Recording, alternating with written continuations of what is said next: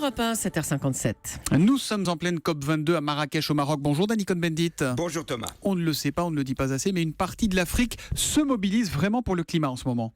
Oui, l'Afrique est bien partie, Le Maroc, par exemple, vient d'inaugurer il y a quelques mois 450 hectares de miroirs géants pour les éoliennes. C'est une première. Et le Kenya, par exemple, où seulement un tiers des habitants ont accès à l'électricité, eh bien, plus de 600 millions ont été investis dans la plaine de Sarima pour des éoliennes, donc pour enfin que l'électricité se développe. On peut continuer les exemples, même les parkings de centres commerciaux à Nairobi maintenant sont recouverts de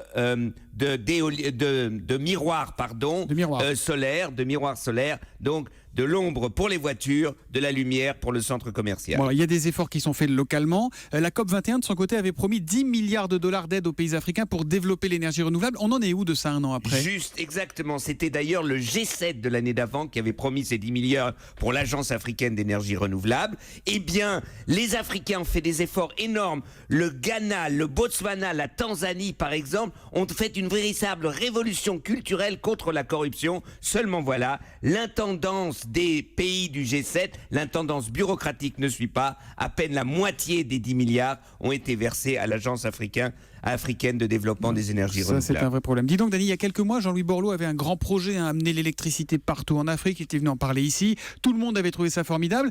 Et après, il se passe quoi ?